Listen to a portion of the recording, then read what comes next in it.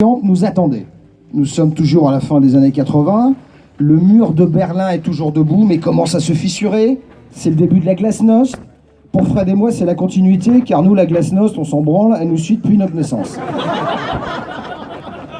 Le Fred, qui, je dois l'avouer, même si ça me fait chier, est un chouille plus brillant que moi et plus travailleur, bon là c'est pas dur, intègre Sciences Po à Bordeaux, et moi, le Harvard parisien, l'IPAG. Non, bon, excusez-moi du peu, excusez-moi.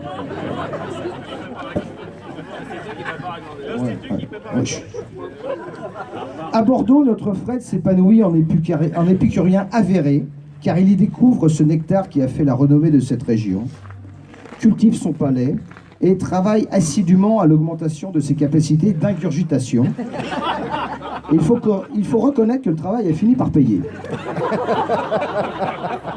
Après ses cours de Sciences Po, sur la route pour ses dégustations régulières à Pauillac, notre Fred fait la connaissance d'une belle brune du cru, qui allait devenir sa femme, Hélène.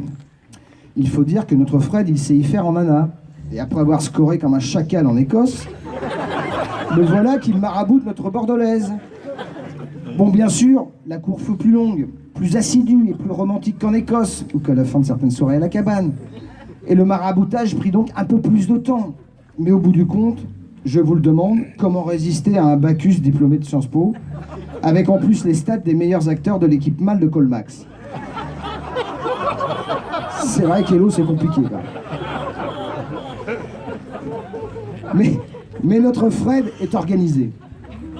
Il fait les choses dans l'ordre et termine d'abord ses études, trouve un job chez Gras Savoie, non, c'est pas le nom d'un vignoble, hein, et s'installe à Paris avec sa fiancée. Une fois la période d'essai fiançailles consommée, Fred se lance donc courageusement, et il fut d'ailleurs le premier de la bande, Stoppig, pour ceux qui connaissent mis à part, à sauter le pas, et la noce fut annoncée. Nous sommes maintenant au milieu des années 90, le mur est tombé, le mirage du communiste terminé, la Macarena, sa merde là, Oasis et Céline Dion nous polluent les oreilles, et moi je suis en Thaïlande à vendre de la flotte et à dérouler du câble avec le loteur qui m'y a rejoint.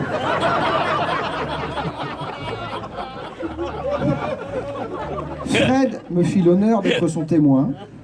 Je fis donc l'aller-retour Bangkok-Pauillac sur un week-end pour faire la connaissance de sa douce et célébrer son union et me prendre une caisse au Pauillac. Bon, il y a pire, je vous l'accorde. Puis, je suis retourné en Asie retrouver les poussis et Fred et Hélène à Paris pour y faire des petits. Comme Alfredo, il n'a pas que du Pauillac dans la flûte. Élise, leur première fille, naquit donc rapidement et si j'ose dire, candidement. Merci.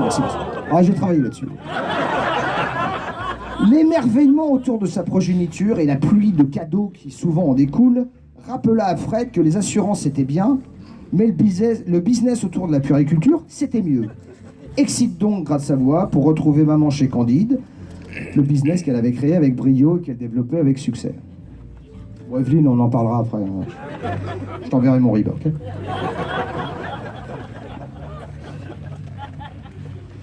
Enfin de retour en Anjou, sur ses terres natales, notre Fred allait pouvoir exprimer tout son potentiel, tant en matière de géniteur que de business développeur. Il faut dire qu'il a hérité du gène Business Plus qu'on l'ait jamais. Élise eut donc assez vite deux petites sœurs, Églantine et Eugénie. Je sais pas si elles étaient là. Voilà. Tandis qu'Evelyne laissait progressivement notre Fred présider à la destinée de Candide.